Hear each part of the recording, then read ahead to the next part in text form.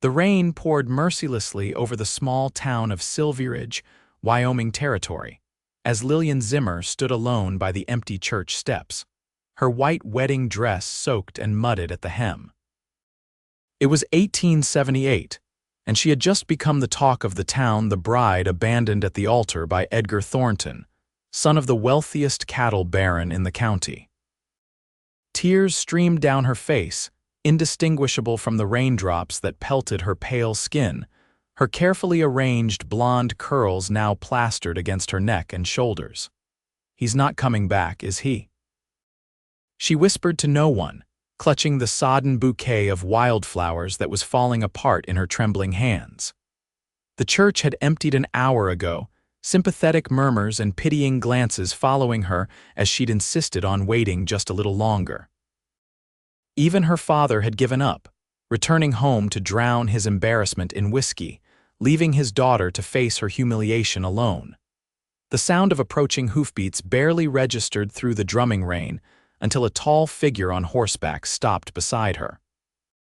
From beneath the brim of his worn hat, Heath Remington observed the drenched, heartbroken woman. He had been riding into town after 3 months driving cattle when he spotted her, a vision in white, abandoned in the downpour. Without a word, he dismounted, his spurs jingling softly as his boots hit the mud. Lillian looked up, startled by the stranger's presence, a tall man with broad shoulders, a weathered face, and kind eyes the color of a summer sky. "Miss," he said simply, removing his hat. In one fluid motion, he placed it over her head, shielding her from the relentless rain. No lady should cry alone in weather like this. Lillian blinked up at him, raindrops clinging to her long lashes. "I'm not a lady anymore," she said bitterly. "I'm just a fool." The cowboy shook his head, rain now soaking his own light brown hair. "Whoever left you standing here is the fool, madam," he offered his arm. "Allow me to escort you somewhere dry. I promise things won't always feel this broken." Something in his steady gaze made her believe him, if only for a moment. As thunder rolled across the darkened sky, Lillian accepted his arm, still clutching the ruined bouquet in her other hand. "I'm Heath Remington," he said as he led her toward his horse. "Lillian Zimmer," she replied, her voice barely audible above the storm. "Miss Zimmer," he nodded, helping her onto his horse before mounting behind her. "I promise you this: someday you'll look back and realize today wasn't an ending, it was a beginning." As they rode through the rain-soaked streets, Lillian didn't know that the stranger whose hat now protected her would become the man who would heal her broken heart, or that the promise offered so casually in a moment of kindness would become one he intended to keep forever. The gossip spread through Silveridge before Lillian even reached her father's modest homestead on the edge of town. Heath had insisted on seeing her safely home, despite her protests that she would be fine walking. "Your father around?" Heath asked as he helped her down from his horse, his large hands encircling her waist with surprising gentleness. Lillian shook her head, clutching his hat. "Likely at the saloon by now." She tried to hand the hat back, but Heath shook his head. "Keep it until I come collect it." "A gentleman always ensures a lady gets home safe and dry." Lillian couldn't help but smile despite her heartache. "Mr. Thornton could have learned something from you about being a gentleman." Heath's expression hardened slightly. "Edgar Thornton." When she nodded, he sighed. "I've had dealings with his father. The apple doesn't fall far from the tree, I reckon." "You know the Thorntons?" Lillian asked, surprised. "Know them well enough to steer clear when possible," Heath replied, his voice low.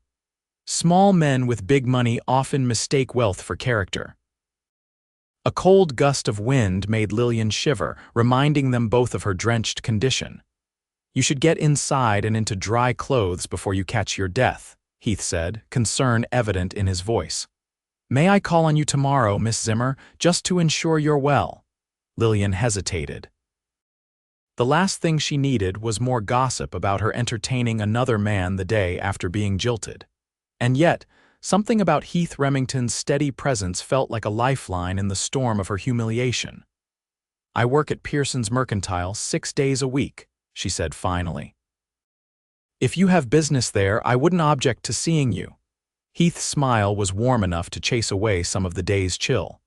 Then I find myself suddenly in need of various sundries, Miss Zimmer. He tipped an imaginary hat, which made her smile again. Until tomorrow.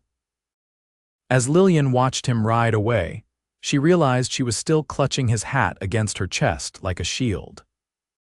For the first time since Edgar had failed to appear at the church, she felt something other than despair, a tiny flicker of curiosity about the kind stranger who had covered her with his hat in the rain.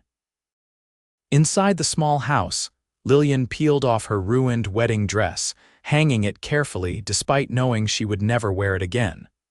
Her father had spent nearly 3 months' wages on the fabric alone. Now it would become a painful reminder of public humiliation. She changed into a simple cotton dress and began heating water for tea, placing Heath's hat on the kitchen table. It was well worn but clean, the mark of a man who took care of his possessions. Unlike Edgar, whose hands were soft as a woman's and whose clothes always smelled of expensive cologne, Heath Remington seemed like a man who knew hard work and honest living. The front door slammed open, startling Lillian from her thoughts. Her father, Charles Zimmer, stood swaying in the doorway, his eyes bloodshot and his expression thunderous. "There she is," he slurred, pointing an unsteady finger at her. "My beautiful daughter, too good for a coal miner's life, weren't you? Had to set your sights on a Thornton." He laughed bitterly. "Now look at you, the laughingstock of Silveridge." "Papa, please," Lillian said softly. "I didn't choose for this to happen." "Who was that man?" Charles demanded, noticing the hat on the table. "Already found yourself another suitor, you work fast, girl." "He was just being kind," Lillian protested. "He saw me standing in the rain and thought you were easy pickings, no doubt," Charles interrupted. "A jilted bride must be desperate for any man's attention." Lillian flinched as if he'd struck her. In many ways, his words hurt worse than any physical blow. "That's not fair." "Life isn't fair," Charles growled, slumping into a chair. "If it were, your mother would still be alive, and I wouldn't be watching my only daughter throw herself at the first man who showed her kindness after another man showed her exactly what she's worth." Tears welled in Lillian's eyes. "I'm going to bed," she whispered, unable to bear any more cruelty. She took Heath's hat with her, not wanting her father to damage it in his drunken state. In the small bedroom she'd occupied since childhood, Lillian sat on the edge of her narrow bed, turning the cowboy's hat in her hands. She wondered what kind of man Heath Remington really was. In her experience, men were either like her father, hardworking but bitter about their lot in life, or like Edgar, who believed his family's money entitled him to whatever he wanted, including toying with a shopgirl's affections. She placed the hat carefully on the bedside table and lay down, her wedding day tears finally dry. Tomorrow, she would face the pitying looks and whispered comments at the mercantile. She would hold her head high and pretend that being abandoned at the altar hadn't shattered every dream she'd foolishly allowed herself to nurture. And perhaps, if she were lucky, a kind cowboy might stop by to reclaim his hat. Morning came too quickly, sunlight streaming through Lillian's window as if the previous day's storm had never happened. She dressed carefully in her plainest work dress, hoping to attract as little attention as possible. Her father had already left for the mines, leaving only a cold cup of coffee as evidence of his presence. Lillian picked up Heath's hat, running her fingers along the brim before placing it in a paper sack. She would return it to him if he came to the mercantile as promised. Part of her hoped he wouldn't come, sparing her the awkwardness of their second meeting. Another part, a part she was reluctant to acknowledge, hoped very much that he would. The walk to Pearson's mercantile was the longest of Lillian's life. Every person she passed seemed to pause their activities to stare. Some offered sympathetic smiles, while others whispered behind their hands as soon as she was past. By the time she reached the store, her cheeks were burning with humiliation. "There she is," Mrs. Pearson said as Lillian entered, her voice carrying through the store. "You're a brave girl coming in today. I told Herbert you might need another day, but he insisted we couldn't manage without you. Lillian forced a smile. Thank you for your concern, Mrs. Pearson, but I'd rather keep busy. Of course, dear, the older woman patted her arm. Just remember there are plenty of fish in the sea, though perhaps next time aim for one more, reliable. She lowered her voice. I heard Edgar Thornton was seen boarding the eastbound train yesterday morning, hours before the wedding. Can you imagine such cruelty? Lillian's stomach twisted. So Edgar hadn't even had the decency to face her, he'd fled town entirely. If you'll excuse me, I should arrange the new fabric shipment, she murmured, escaping to the back of the store. The morning passed in a blur of inventory and customer service, each interaction more painful than the last. Everyone wanted to offer condolences or, worse, advice. By noon, Lillian was exhausted from maintaining her composure. She was arranging spools of thread when the bell above the door jingled, and a hush fell over the store. Lillian turned to see Heath Remington standing in the doorway, his tall frame blocking the sunlight. He wore a clean shirt, his hair was neatly combed, and he carried a small bouquet of wildflowers. "Miss Zimmer," he said, his voice carrying in the suddenly silent store. "I hope you're feeling better today." Every customer, mostly women doing their midday shopping, turned to stare at Lillian, their expressions ranging from shock to avid curiosity. Lillian straightened her shoulders and approached him. "Mr. Remington, how nice to see you again." Heath seemed to notice their audience for the first time, his eyes narrowing slightly at the obvious interest their interaction was generating. "Might I have a word with you? Outside, perhaps?" Mrs. Pearson appeared from nowhere. "Take your dinner break now, Lillian. You've earned it after this morning." Her eyes gleamed with the excitement of new gossip in the making. Before Lillian could protest, Heath had offered his arm, and she found herself being escorted outside into the bright sunlight. Once they were out of earshot of the store, Heath handed her the wildflowers. "I apologize if I've caused you further discomfort," he said sincerely. "I didn't consider how my appearance might affect you." Lillian accepted the flowers, touched by his thoughtfulness. "These are lovely, thank you." She reached into her pocket and produced the paper sack containing his hat. "I wanted to return this to you." Heath took the hat but didn't put it on. "I meant what I said yesterday," he said quietly. "Whoever left you standing in the rain is a fool who doesn't deserve your tears." "You don't know me," Lillian reminded him gently. "I could be exactly what they're all saying, a shopgirl who aimed too high and got what she deserved." Heath's expression hardened. "Is that what they're saying?" Lillian looked away. "Among other things." "Well, I don't put much stock in town gossip," Heath said firmly. "I judge people by their actions, not rumors." He hesitated before continuing. "Miss Zimmer, I'd like to invite you to have dinner with me this evening. Nothing improper, the hotel restaurant is respectable enough." Lillian's eyes widened. "Mr. Remington, I appreciate your kindness, but appearing in public with another man the day after what happened would only make things worse." Heath considered this, then nodded. "You're right, of course. Perhaps another time when the gossip has died down." "Perhaps," Lillian agreed, though they both knew the likelihood of Silveridge forgetting her humiliation anytime soon was slim. "Then may I walk with you while you take your dinner break?" Heath asked. "Just a stroll down Main Street and back," Lillian hesitated. Being seen with Heath would certainly fuel speculation, but the prospect of spending a few minutes in the company of someone who didn't look at her with pity or contempt was too tempting to resist. "I would like that," she said finally. They walked side by side, not touching but close enough that their presence together was unmistakably deliberate. Heath asked about her work at the Mercantile, carefully avoiding any mention of the previous day's events. Lillian found herself relaxing as they discussed innocuous topics like the weather and the town's upcoming Founders' Day celebration. "How long have you been in Silveridge?" Lillian asked as they turned to head back toward the store. "Just passing through," Heath replied. "I delivered a herd of cattle to the railroad station in Cheyenne, then came this way looking for work. I hear the Lazy S Ranch is hiring experienced hands.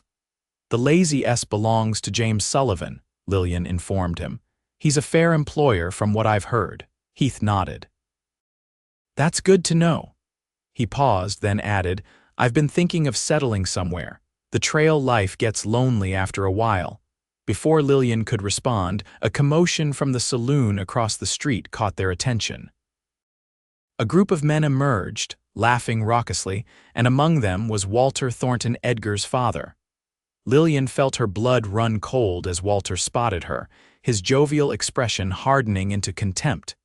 He whispered something to his companions, who all turned to stare at her and Heath.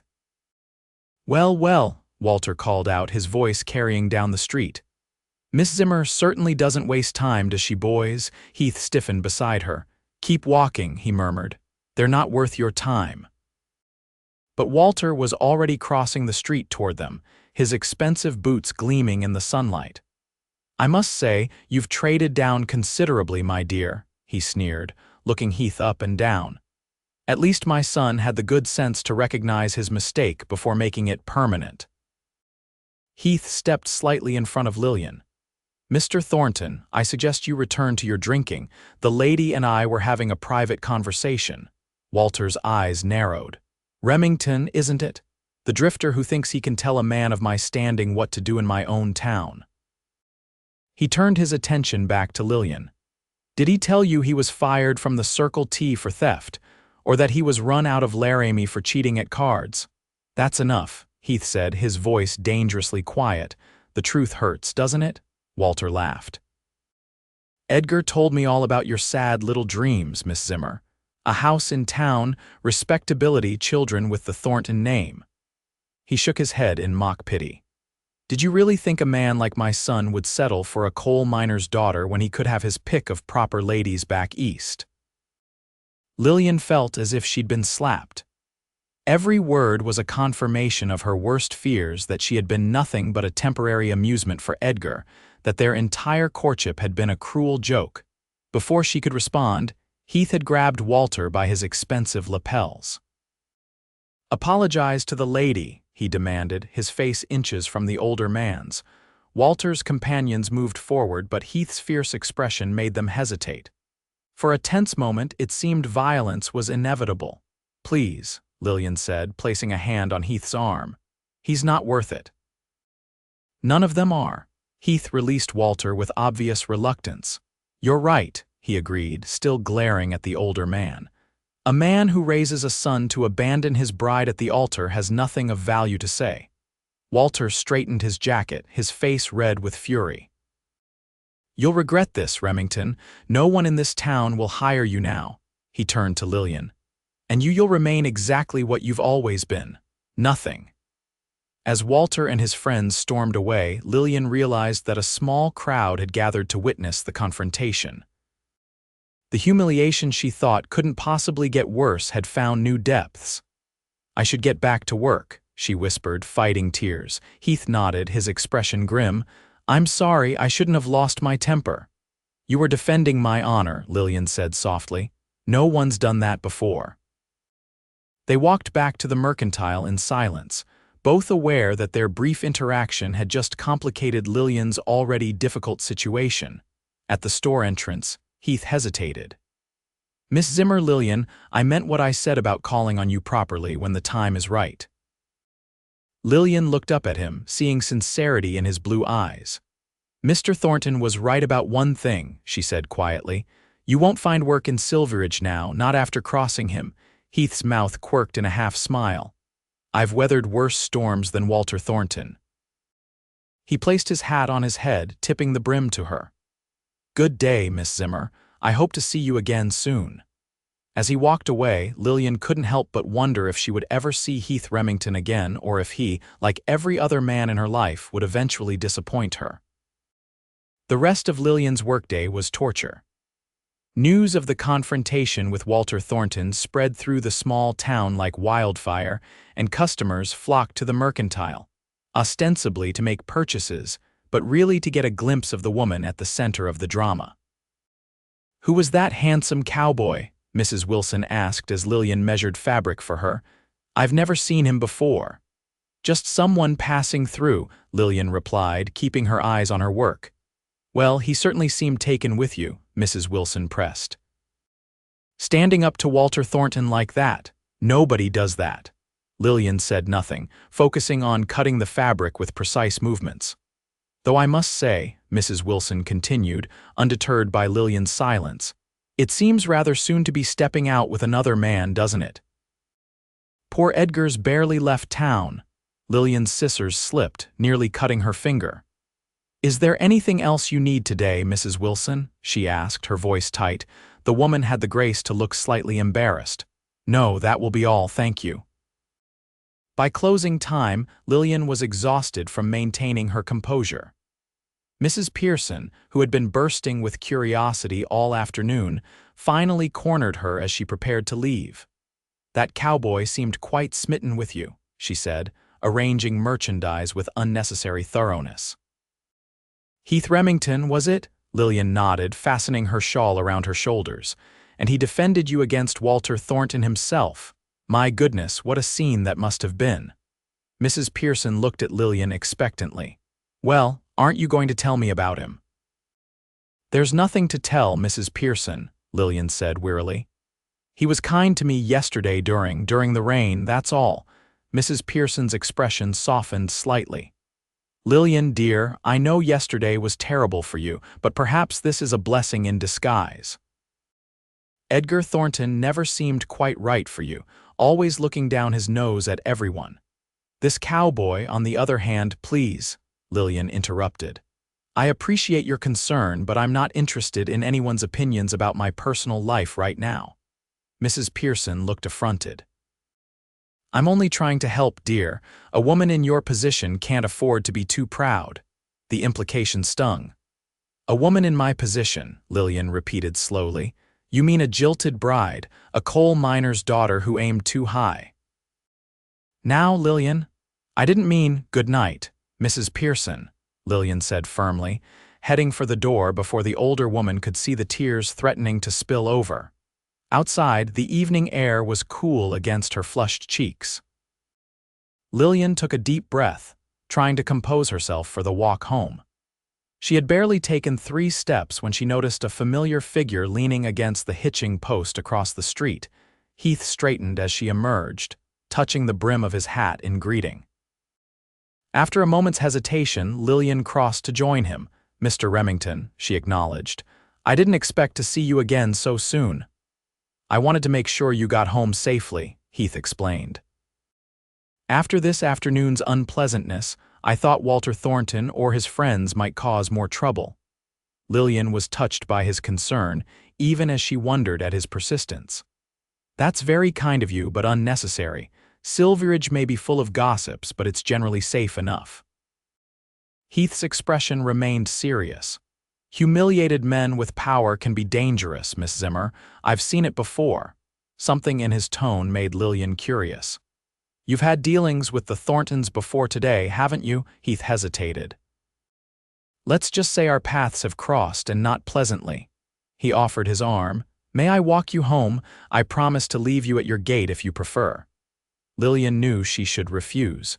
Being seen with Heath again would only fuel the gossip. And yet, the prospect of his steady presence beside her was oddly comforting. Thank you, she said, placing her hand lightly on his offered arm. I would appreciate the company. They walked in companionable silence for a few minutes, the setting sun painting the dusty street in shades of gold and amber. Lillian was acutely aware of the curious glances directed their way from the townsfolk they passed. You're very brave, Heath said suddenly, facing them all today. Lillian gave a bitter laugh. Not brave, just without options. Bills don't pay themselves. You could leave, Heath suggested. Start fresh somewhere new where people don't know your history. With what money? Lillian asked practically. Besides, my father needs me. Since my mother died, She trailed off, unwilling to share the extent of her father's decline into bitterness and drink. Heath nodded in understanding. Family obligations are important.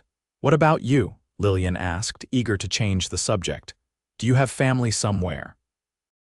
A shadow passed over Heath's face. Not anymore. My parents had a small ranch in Colorado. Fever took them both when I was 16. I've been on my own since then. I'm sorry, Lillian said softly. That must have been very difficult, Heath shrugged. It taught me self-reliance. And to recognize the difference between genuine kindness and pity. They had reached the edge of town, where the neat houses gave way to more modest dwellings. Lillian's home was visible in the distance, a small cabin with a vegetable garden alongside it. Did you find work today? She asked. Heath's expression tightened. It seems Walter Thornton's influence extends further than I anticipated. The Lazy S suddenly had no positions available despite advertising for hands just yesterday. Guilt washed over Lillian. That's my fault. If you hadn't defended me, I'd do it again in a heartbeat, Heath interrupted firmly. Men like Thornton count on decent folks staying silent out of fear. They reached Lillian's gate and she turned to face him.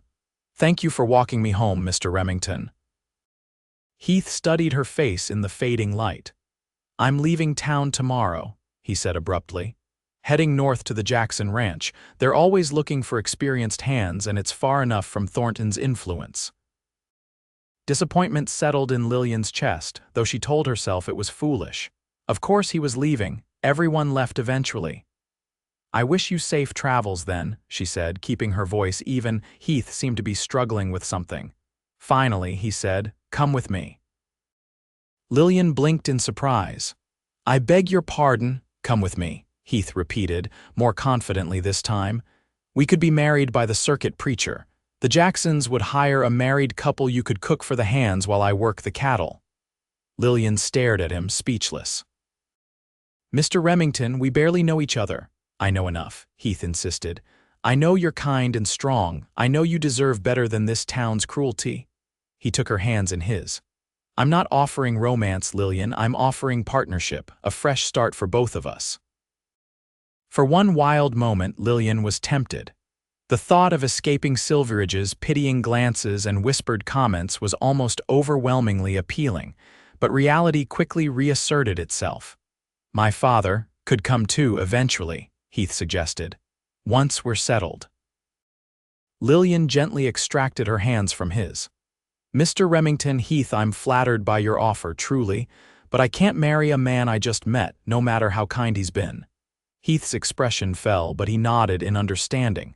Of course. It was presumptuous of me to suggest it. He stepped back, replacing his hat. Forgive me for overstepping. There's nothing to forgive, Lillian assured him. Your kindness these past 2 days has meant more to me than you know. Heath hesitated, then reached into his pocket and withdrew a folded piece of paper. My direction at the Jackson Ranch, should you ever change your mind, or just need a friend. He placed it in her hand, his fingers lingering against hers for a moment. Goodbye, Lillian Zimmer. As she watched him walk away, Lillian felt a curious mixture of regret and relief. His offer had been impulsive and impractical. Yet there had been something compelling about the vision he'd painted a new beginning, far from Silveridge's judgmental eyes. She tucked the paper into her pocket and turned toward the cabin, where the lights were still dark. Her father would be at the saloon for hours yet, drowning his disappointments in cheap whiskey. Another lonely evening stretched before her, filled with the echoes of what might have been. Inside, Lillian lit the lamps and began preparing a simple supper, her movements mechanical as her mind wandered.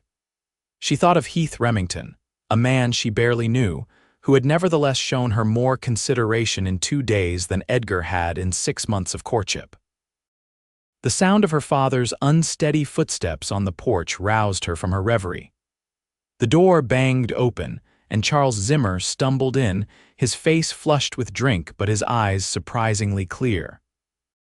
I heard about your cowboy, he said without preamble, dropping heavily into a chair at the kitchen table. Standing up to Walter Thornton in the middle of Main Street. Lillian continued stirring the pot of stew. He's not my cowboy, Papa. Not what I heard, Charles countered. Town's talking about nothing else. How he defended your honor. How he walked you home from the mercantile. People will gossip about anything, Lillian said dismissively. though her cheeks warmed at the memory of Heath's unexpected proposal. Charles studied his daughter with unusual intensity. "You know what they're saying now, that you planned it all, jilting Edgar to run off with some drifter." Lillian's spoon clattered against the pot. "That's ridiculous. I didn't even know Heath until yesterday." "So it's Heath now, is it?" Charles asked, his voice dangerously quiet. "Tell me something, daughter. Did this Heath offer to take you away from here?" Lillian's silence was answer enough. Charles slammed his fist on the table. "I knew it. Another man trying to take what's mine. I'm not yours to keep, Papa," Lillian said softly. "And I said no. I'm still here taking care of you, just like I promised Mama." Her father's anger deflated as quickly as it had risen. "Your mother," he mumbled. "She had such dreams for you, better than this." He gestured vaguely at their modest home. "Better than me." Lillian set a bowl of stew in front of him. "Mama loved you, Papa. She wanted us to be a family." "Family," Charles repeated bitterly. "What kind of father am I? Can't even protect my daughter from humiliation." He looked up at her, his eyes suddenly clear. "You should have said yes to the cowboy." Lillian stared at him in shock. "What?" "You should go," Charles insisted. "There's nothing for you here but more heartache. I've watched this town slowly crush your spirit since you were 16, just like it crushed your mother's." "Papa, you're drunk," Lillian said gently, sitting across from him. "You don't mean that." "I'm drunk," Charles agreed, "but I'm seeing clearer than I have in years." He reached across the table and took her hand in his calloused one. "Lily girl, I haven't been much of a father since your mother died. I know that, but I do love you in my broken way." Tears sprang to Lillian's eyes at the childhood nickname she hadn't heard in years.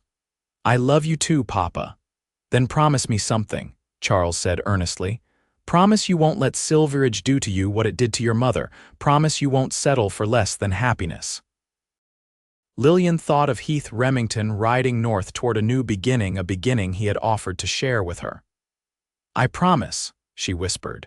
Charles nodded, satisfied, and began eating his stew. They finished their meal in companionable silence, an unfamiliar peace settling between them. Later, lying in her narrow bed, Lillian removed Heath's folded paper from her pocket. In the lamplight, his neat handwriting gave directions to the Jackson Ranch, along with a simple postscript. "The offer stands for as long as you need it." She traced the words with her fingertip, wondering what kind of life awaited Heath Remington in the northern country.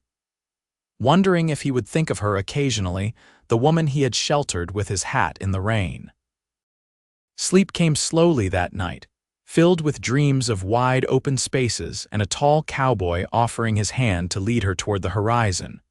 Morning dawned clear and bright, the kind of perfect summer day that seemed to mock Lillian's unsettled heart. She rose early, preparing breakfast for her father before he left for the mines. To her surprise, Charles was already awake and dressed in his good shirt. "Papa?" Lillian questioned, eyeing his unusual attire. "Are you not working today?" Charles cleared his throat uncomfortably. "Got some business to attend to in town this morning. Might be late to the mines." Lillian raised an eyebrow but didn't press further. Her father had been acting strangely since their conversation the previous night, almost as if a weight had been lifted from his shoulders. As she prepared for her own workday, Lillian found herself listening for the sound of hoofbeats, half hoping Heath might have changed his mind about leaving. But the morning remained quiet, and she eventually set out for the mercantile with a curious sense of loss.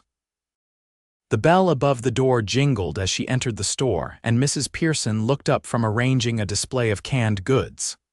"Lillian, you're early today," she observed, her expression unusually guarded. "I thought I'd get a head start on the inventory," Lillian explained, removing her shawl. Mrs. Pearson hesitated, then said, "Before you start, there's something you should know. Walter Thornton was in here at first light, asking questions about your cowboy friend." Lillian's heart sank. "What kind of questions?" "Where he was staying, how long he'd been in town," Mrs. Pearson replied. "He seemed quite determined to find him." "Heath is leaving town today," Lillian said, hoping it was true. "Heading north for work." Mrs. Pearson nodded. "That's probably for the best." Walter was in a foul mood, kept saying someone needed to teach that drifter a lesson about respecting his betters. Concern flared in Lillian's chest. Did he say anything else? About what he planned to do? Nothing specific, Mrs. Pearson admitted. But he had those Calloway brothers with him, you know, the ones who do his dirty work when he doesn't want to soil his own hands. Lillian knew them all too well. Brutish men who enjoyed causing pain, they had been Walter Thornton's enforcers for years, intimidating anyone who dared cross the powerful cattle baron. I need to warn Heath, Lillian said, already reaching for her shawl. Where would he be staying? Probably the boarding house on Pine Street, Mrs. Pearson suggested. That's where most transient cowboys stay. She hesitated, then added, Lillian, be careful. Walter Thornton isn't a man to cross lightly. Lillian barely heard her as she hurried out the door, her heart pounding with urgency. The boarding house was 3 blocks away, and she practically ran the distance, heedless of the curious stares her haste attracted. Mrs. Wilkins, the boarding house proprietor, was sweeping the front porch when Lillian arrived, breathless and disheveled. My goodness, Lillian Zimmer. What's got you in such a state this early in the morning? The older woman asked, leaning on her broom. I'm looking for Mr. Remington, Lillian explained between breaths. Heath Remington, is he staying here? Mrs. Wilkins' expression turned knowing. The handsome cowboy who defended your honor yesterday. He checked out at dawn, dear, said he was heading north. Relief and disappointment warred in Lillian's chest. So he's gone, you're certain? As certain as I can be, Mrs. Wilkins confirmed, though he did have a visitor before he left. Your father, as a matter of fact, Lillian blinked in surprise. My father came here, indeed he did, Mrs. Wilkins nodded. Arrived just as Mr. Remington was saddling his horse. They spoke for quite some time in the stable. Did you hear what they discussed? Lillian asked, unable to imagine what business her father would have with Heath. Mrs. Wilkins looked affronted. I don't eavesdrop on private conversations, Lillian Zimmer. At Lillian's skeptical look, she relented. Well, perhaps I overhead a bit. Your father seemed to be warning Mr. Remington about something, and there was mention of you, of course. Of course, Lillian echoed faintly. Mr. Remington seemed quite affected by whatever your father said, Mrs. Wilkins continued, warming to her subject. They shook hands before he rode out, which I found most curious, given the circumstances. Lillian thanked the woman and turned to go, her mind racing with questions. What had her father said to Heath? And why had he felt the need to seek out the cowboy at all? As she walked back toward the mercantile, a commotion from the direction of the saloon caught her attention. A crowd had gathered, and raised voices carried on the morning air. Curiosity drew her closer, until she could make out Walter Thornton's distinctive figure at the center of the group, his face red with fury. $20 to the man who finds him, Walter was shouting. That saddled tramp needs to learn what happens when you interfere with a Thornton. The Calloway brothers were already mounting their horses, ugly anticipation on their brutish faces. Several other men, those who depended on Walter's goodwill for their livelihoods, were also preparing to join the search. Cold fear gripped Lillian's heart. Heath had a few hours' head start, but the Calloways were experienced trackers. If they caught up to him on the open trail with no witnesses.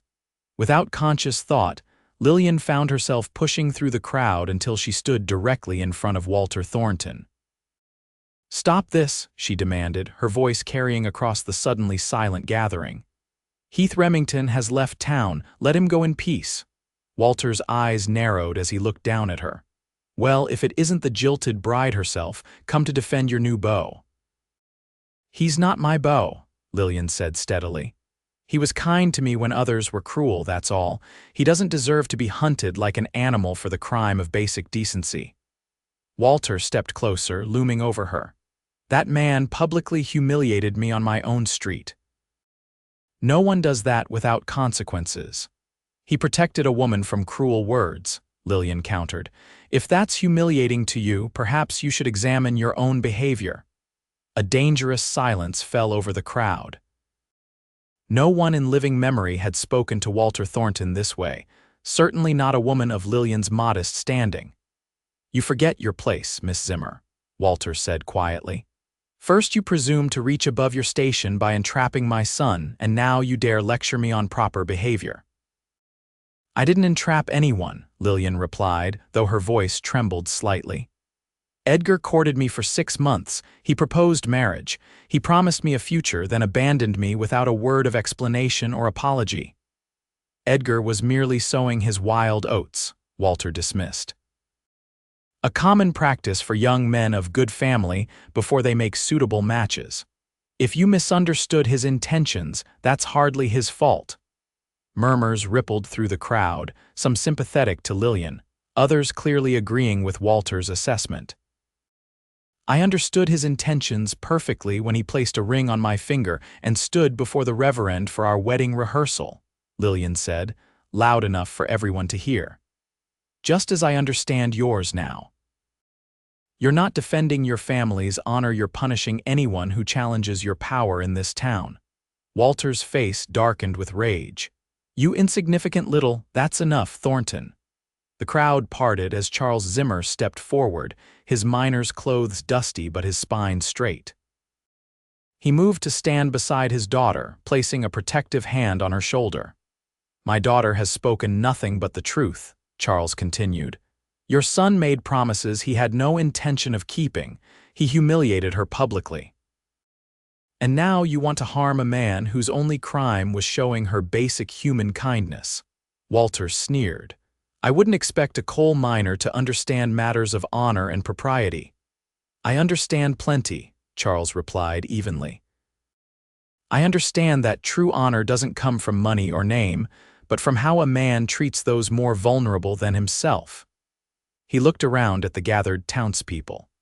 "I also understand that this town has stood by for years while you bullied and intimidated anyone who crossed you. Maybe it's time that changed." To Lillian's astonishment, several people in the crowd nodded in agreement. Walter seemed to notice it too, his eyes darting around uncertainly. "Remington assaulted me," Walter insisted, though with less conviction. "That can't go unpunished." "He put his hands on your fancy jacket," Charles corrected. "After you insulted a lady in public, I'd say you got off lightly." For a tense moment, it seemed Walter might escalate the confrontation, but something in the crowd's shifting mood gave him pause. With forced casualness, he straightened his coat and stepped back. "This isn't over, Zimmer," he warned. "Not by a long shot." He turned to the Calloway brothers, who were still mounted and awaiting orders. "Stand down for now, we have more important matters to attend to." As Walter stalked away, the crowd began to disperse, many casting approving glances at Lillian and her father. Charles kept his hand on Lillian's shoulder, a steady presence she hadn't felt in years. "Are you all right?" he asked quietly when they were relatively alone. Lillian nodded, still processing what had just happened. "Papa, why did you come to town, and why did you visit Heath this morning?" Charles sighed, suddenly looking older and very tired. "Let's walk," he suggested. "I have something to tell you." They moved away from the saloon, toward the quieter end of Main Street. Charles seemed to be gathering his thoughts, his weathered face troubled. "I went to see your cowboy because I needed to know his intentions," Charles finally explained. "A man doesn't defend a woman he barely knows without reason."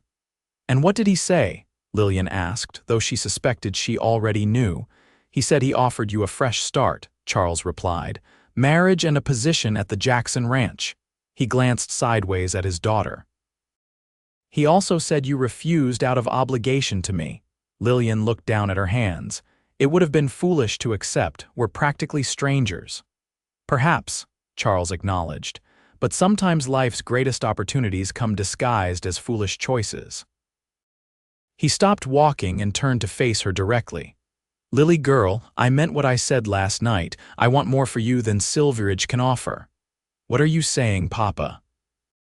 Charles reached into his pocket and withdrew a folded piece of paper, a train ticket to Casper, the nearest station to the Jackson Ranch. "I'm saying it's time you followed your own path," he said, pressing the ticket into her hand. "I bought this with the money I've been saving for." Well, never mind what for. The stage leaves for the train station at noon. Lillian stared at the ticket in disbelief. You want me to go after Heath, to marry a man I barely know?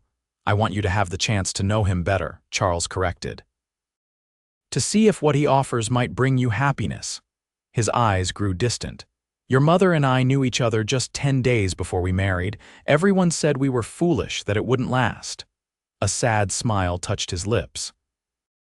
We would have celebrated 30 years together this autumn if she'd lived. Tears welled in Lillian's eyes. But what about you? Who will take care of you? Charles straightened his shoulders. It's high time I learned to take care of myself again. I've let grief and bitterness consume me for too long. He cupped her cheek gently. You've been my anchor, Lily, but anchors are meant to be raised so ships can sail. Lillian threw her arms around her father, hugging him tightly. I love you, Papa. And I love you, Charles whispered against her hair. Enough to let you go. When they pulled apart, both wiping tears, Lillian looked down at the ticket in her hand. I don't even know if Heath will still want me, she admitted, or if I'm brave enough to find out. Charles smiled, a genuine smile that transformed his careworn face. You stood up to Walter Thornton in front of half the town. I'd say you're plenty brave. He glanced at the sun's position. You have 2 hours to pack and catch that stage. Best get moving. As they walked briskly toward home, Lillian felt a curious lightness in her step. For the first time in years, perhaps ever, she was making a choice based solely on her own desires, not duty or obligation. Papa, she said suddenly, remembering Mrs. Wilkins' words. What exactly did you and Heath discuss this morning? Charles' eyes twinkled with uncharacteristic mischief. Oh, this and that. Mostly I wanted to be sure he understood what he'd be getting if you ever changed your mind. And what's that? Lillian asked curiously. A woman worth crossing mountains for, Charles replied simply. The noon stage was nearly full when Lillian arrived, carrying a single carpet bag containing her few precious belongings. She had changed into her best traveling dress, the one she'd planned to wear when Edgar took her to meet his family in Denver. A trip that never materialized. Charles stood beside her as the driver loaded her bag onto the roof. You have the directions to the Jackson Ranch. He asked for the third time. Lillian patted her pocket where Heath's note was carefully tucked. Yes, Papa, and enough money for a hotel if I need it. And you'll write as soon as you arrive safely? Of course, she promised. The driver called for passengers to board. Charles embraced his daughter one last time. Be happy, Lily girl, he whispered. That's all I ask. Lillian nodded, unable to speak past the lump in her throat. With a final wave, she climbed aboard the stage and found a seat by the window. As the vehicle lurched into motion, she caught a last glimpse of her father standing tall and straight, looking younger than he had in years. The journey north was long and uncomfortable. The stage to the railroad took 6 dusty hours, followed by an overnight train ride to Casper. From there, Lillian hired a farm wagon traveling in the direction of the Jackson Ranch, spending another full day on rutted roads that tested her resolve with every bone-jarring mile. By the time the driver pointed out the distant buildings of the Jackson spread, Lillian was exhausted, dusty, and increasingly uncertain about her impulsive journey. What if Heath had already moved on? What if he'd only made his offer out of pity? What if he took one look at her travel-worn appearance and regretted his impulsive proposal? The wagon stopped at the end of the long drive leading to the main house. This is as far as I go, miss, the farmer informed her. Ranch is just yonder, maybe half a mile. Lillian thanked him and climbed down, retrieving her carpet bag. As the wagon rumbled away, she stood for a moment, gathering her courage. The ranch spread before her, a large main house, several outbuildings, corrals, and in the distance, vast pastures where cattle grazed under the watchful eyes of mounted cowboys. Taking a deep breath, Lillian began walking toward the house, her bag growing heavier with each step. She had nearly reached the front porch when a woman emerged, wiping her hands on an apron. "Can I help you, miss?"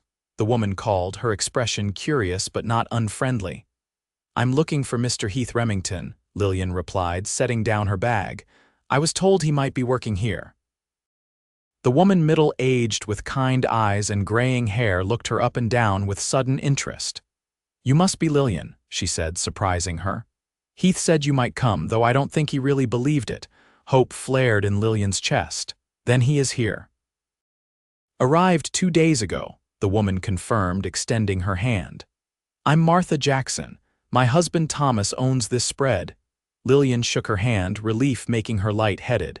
It's a pleasure to meet you, Mrs. Jackson. I apologize for arriving unannounced. Martha waved away her concern. Any friend of Heath's is welcome here. He's out with the men moving cattle to the north pasture, but they should be back by supper time. She gestured to Lillian's bag. Come inside and rest. You look like you've had a long journey. The Jackson home was comfortable and well kept, with simple furnishings and the delicious aroma of baking bread filling the air. Martha showed Lillian to a small guest room where she could freshen up, providing a basin of clean water and a towel. I'll have one of the hands fetch your bow when they break for the day, Martha said, pausing at the door. In the meantime, feel free to rest. You're safe here. Alone in the neat little room, Lillian sank onto the bed, overwhelmed by the reality of what she had done. She had traveled hundreds of miles to find a man she barely knew, based on a promise made in the rain and a proposal offered in haste. By any reasonable standard, it was madness. And yet, as she washed the dust from her face and tidied her travel-worn appearance, Lillian felt strangely calm. Whatever happened next, whether Heath welcomed her or sent her away, she had made this choice for herself. For once in her life, she had pursued her own happiness without calculating the cost to others. The afternoon passed slowly as Lillian helped Martha in the kitchen, grateful for the distraction of practical tasks. As the sun began its descent toward the western horizon, the sound of approaching riders drew both women to the porch. A group of cowboys rode into the yard, their horses dusty and their faces sun-browned beneath their hats. Lillian's heart raced as she scanned their features, looking for Heath among them. There he is, Martha murmured, pointing to a rider at the back of the group. The tall one with the sorrel horse. Lillian spotted him immediately, his broad shoulders and straight posture unmistakable even at a distance. As if sensing her presence, Heath looked up toward the porch. Even from yards away, Lillian could see the moment of shock that passed over his features when he recognized her. He dismounted in one fluid motion, handing his reins to another cowboy without taking his eyes off Lillian. For a long moment, they simply stared at each other across the dusty yard, neither moving. Then Heath was striding toward her, his long legs eating up the distance between them. Lillian descended the porch steps to meet him, suddenly uncertain what to say or do. You came, Heath said when they were finally face to face, his voice rough with emotion. Lillian nodded, unable to read his expression. I hope that's all right. In answer, Heath reached out slowly as if afraid she might vanish and took her hand in his. More than all right, he said softly. I've thought of nothing else since I left Silveridge. Martha cleared her throat pointedly from the porch. Supper's in an hour, Heath. Why don't you show Miss Zimmer around the ranch while there's still daylight? Heath nodded gratefully, still holding Lillian's hand. I'd like that very much if you're not too tired from your journey. I'd like that too, Lillian replied, feeling suddenly shy. They walked away from the house toward a small rise overlooking the ranch, neither speaking until they were out of earshot of the other hands. Your father came to see me, Heath said finally, before I left town. I know, Lillian replied. He told me after he bought me a train ticket to Casper. Heath looked surprised. He encouraged you to come, more than encouraged, Lillian admitted. He practically packed my bag himself. She hesitated, then added, he said sometimes life's greatest opportunities come disguised as foolish choices. Heath smiled at that, the tension in his shoulders easing. Wise man your father, he can be, Lillian agreed, when he's not being stubborn and bitter. She looked up at Heath curiously. What did he say to you that morning? Heath's expression grew serious. He said if I meant what I'd offered, I should prove it by establishing myself here and sending for you properly. That you deserved more than a hasty proposal from a drifter with nothing to his name. And yet here I am, Lillian said softly, without waiting for you to send. Heath turned to face her fully, taking both her hands in his. Lillian, I meant every word I said that night. I'm offering you partnership, a fresh start. He hesitated, then added, and the chance for us to discover if what I already feel for you might grow into something more. What do you feel? Lillian asked, her heart pounding. Heath's blue eyes held hers steadily. I feel like a man who found something precious when he wasn't looking, something he didn't know he was missing until it was standing before him in the rain. Tears sprang to Lillian's eyes at the simple honesty in his voice. I feel it too, she whispered. This connection between us. It doesn't make logical sense, but some things defy logic, Heath interrupted gently. Like finding the right person at the wrong time. Or the wrong person at the right time, Lillian countered with a small smile. Heath laughed, the sound warming her from within. Are you calling me the wrong person, Miss Zimmer? I don't know what you are yet, Mr. Remington, Lillian replied honestly, but I'd like the chance to find out. Heath's expression softened. Does that mean you're accepting my proposal? Even though it's still foolish by any reasonable standard. I crossed half the territory to find you, Lillian reminded him. I think we're well past reasonable considerations. Heath's smile was radiant as he reached into his pocket and withdrew a simple silver band. I bought this in Casper, he explained. Just in case. It's not fancy, but it's perfect, Lillian interrupted, holding out her hand. As Heath slipped the ring onto her finger, the setting sun bathed them in golden light. It wasn't the lavish wedding Lillian had once envisioned with Edgar. There was no church, no flower-bedecked altar, no admiring congregation. Instead, there was only a man and a woman standing on a hillside, making promises they both intended to keep. And somehow, it felt more sacred than any elaborate ceremony could have been. Mr. Jackson is a justice of the peace, Heath said softly. We could be married tomorrow if you're sure. I'm sure, Lillian replied without hesitation. I've never been more sure of anything. Heath leaned down slowly, giving her time to pull away if she wished. But Lillian rose on her tiptoes to meet him, their lips touching in a gentle kiss that held all the promise of the future stretching before them. When they returned to the ranch house, hand in hand and wearing matching smiles, Martha took one look at them and nodded in satisfaction. I'll have Thomas air out the cabin by the creek, she said practically. It's small, but it'll do for newlyweds.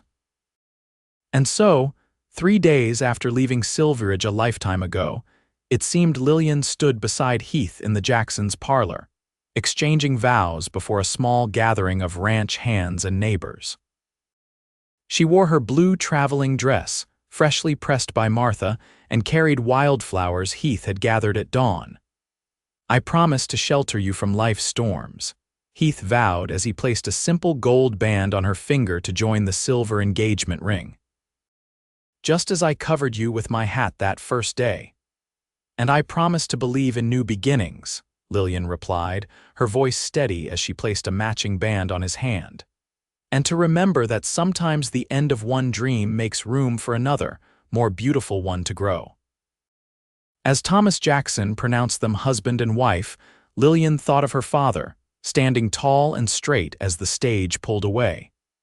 She had written to him the day she arrived, and again this morning, telling him of her happiness and her hope that he would visit when he could. Heath's kiss was gentle but full of promise, sealing their vows and marking the beginning of their shared journey. The small gathering applauded, and Martha wiped tears from her eyes as she embraced the newlyweds. Never seen a match more meant to be, the older woman declared. Sometimes the heart knows in an instant what the head takes years to figure out. That evening, as twilight painted the western sky in shades of purple and gold, Heath carried his bride across the threshold of the small cabin that would be their first home. It was simple but cozy, with a stone fireplace, handmade furniture, and windows that overlooked the creek. It's not much, Heath said, a hint of apology in his voice as he set Lillian on her feet, Nothing like what Edgar Thornton could have given you. Lillian placed her finger against his lips, silencing him. It's everything, she said firmly, because it's ours. Heath's arms encircled her waist, drawing her against him. Mrs. Remington, he murmured, testing the sound of her new name, do you have any regrets about leaving Silveridge? About marrying a man you've known less than a week? Lillian considered the question seriously, her hands resting on his chest. No regrets, she said finally. Only gratitude that you happened to ride by when I was crying in the rain. Providence, Heath suggested, brushing a strand of hair from her face. Or fate. Or simply the beginning of our story, Lillian countered, rising on tiptoes to kiss him. Outside, a gentle rain began to fall, pattering against the cabin roof and windows. But inside, wrapped in each other's arms, Heath and Lillian were warm, dry, and finally home. 3 years passed in a blur of seasons, each one bringing new joys and challenges to the Remingtons.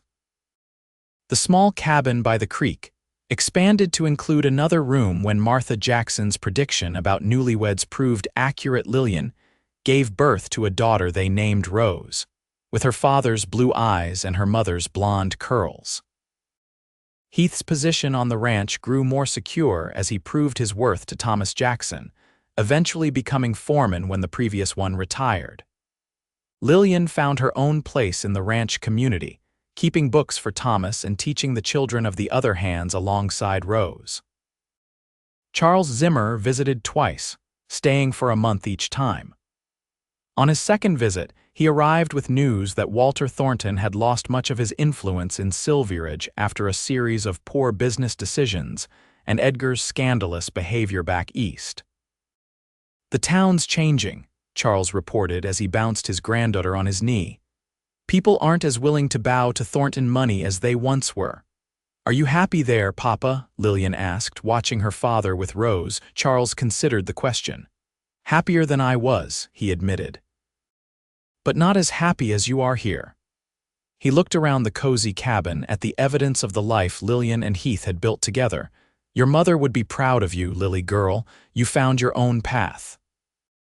On a crisp autumn evening as they approached their 4th anniversary, Heath and Lillian sat on the porch of their expanded cabin, watching the sunset.